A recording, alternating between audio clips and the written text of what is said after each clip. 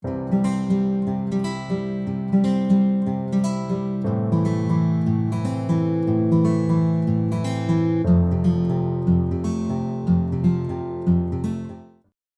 everybody, welcome back to the channel and to a sped up time lapse of how I created this really gorgeous patchwork quilt pattern on this wonderful colouring page from my current obsession of a colouring book. It's A Cat's World by Teresa Goodridge. Now, I've been working pretty exclusively in here for the last couple of weeks. I just love the cats. I just love this whole book. Everything about this book makes me very happy. And then when I saw this page, I knew immediately I wanted to pull out the washi tapes and start creating this spread in a bunch of my washi tapes. So I think I pulled out 5 or 6 tapes in the end.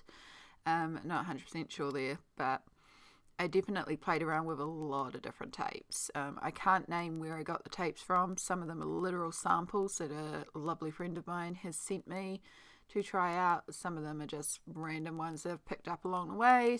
Basically, I was just looking for a variety of tapes with interesting patterns that all seem to work together. Now, the great thing about this page is that a lot of the squares are small enough where one strip of washi tape is wide enough to cover the square, which meant the only tape I had that would lay down side by side and look like it repeated a pattern cleanly was the mint green tape, and I didn't have to worry about it for the rest of the tapes. And this actually presented a problem later that you will see as we get to it. So with doing this technique, one of the big secrets is to make sure you have a really sharp blade and work slowly and carefully as you cut around each section. Working in a quilt pattern like this is a lot easier than some of the other stuff I've had to fussy cut, because it mostly was straight lines. It wasn't too many weird curves, which does help a lot. So yeah, I'm just working very carefully. In retrospect, I probably should have pulled this one out of the book to just not risk the page underneath, and every once in a while I do flick under just to make sure I haven't cut through. But for the most part, we worked pretty seamlessly and pretty cleanly. And yeah, so I just played around with a few different tapes. I didn't really have a plan of where I was putting each tape. I just kind of placed each tape down and then figured out what would look good next to it and just worked my way around slowly. And the good thing about Teresa's work, having slightly thicker black lines, it does help make a really clear line on where to cut.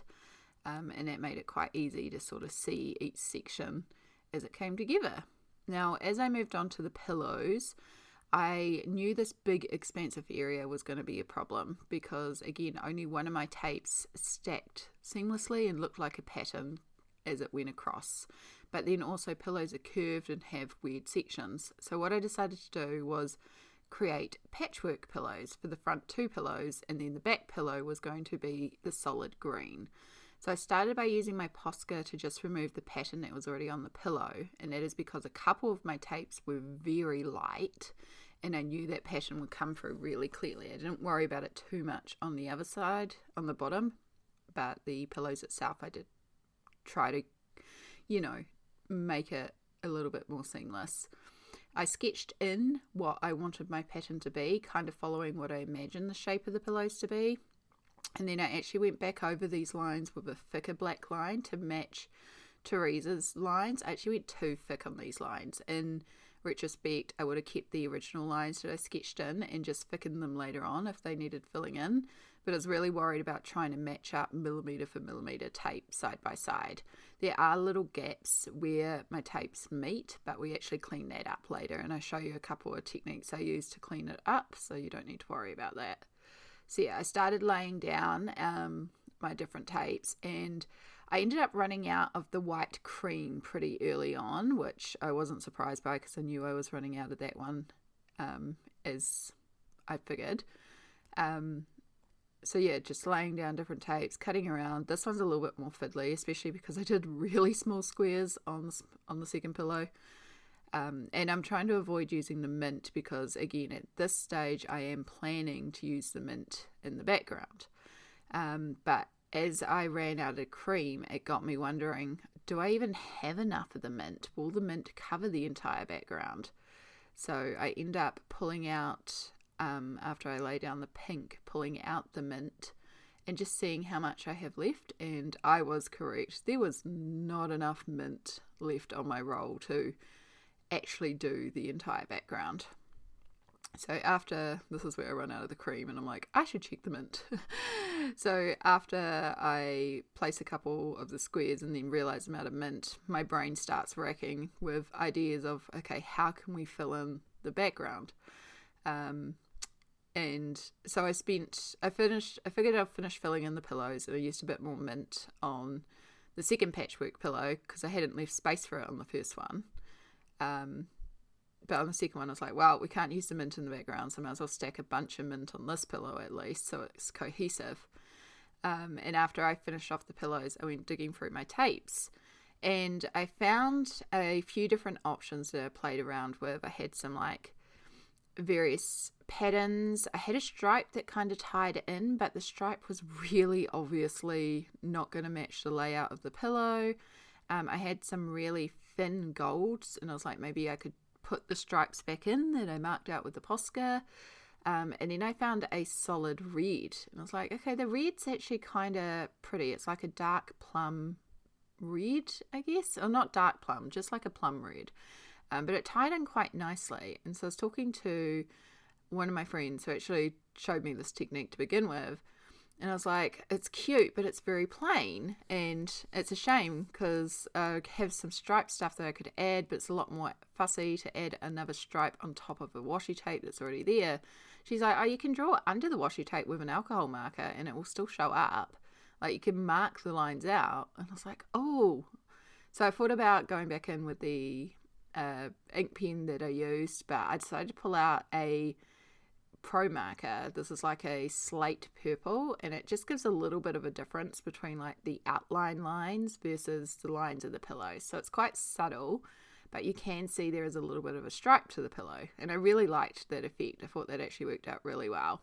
So it means that I'm only using the one tape, and it's much easier than trying to fussy cut on top of fussy cut and lay down tape in a curved form to create the stripes.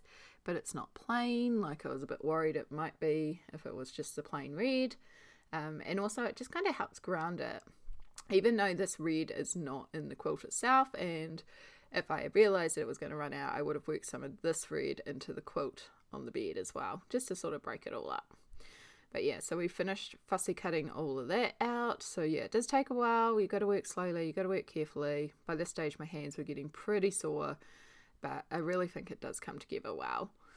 And then once I had finished cutting out all the little pieces, I then grabbed a fineliner, and I ended up going over the outside lines of anything that needed outlining, like the edges of the pillow, any of the creases or the folds, basically redrawing in the lines that Teresa had drawn just to make it like pop back out again and just clean those edges up. And then for the inner edges of the pillow where the black was quite prominent, I pulled out my posca and I went over them in white, but then I used my finger to lift some of them back up so that it's still a little bit there, but it's not there. And I may go back over it with like a gold posca to represent stitching or something. But yeah, this is the final result. I hope you enjoyed watching this little example of how I did this page, and thank you so much for watching. I'll see you all in the next video. Bye!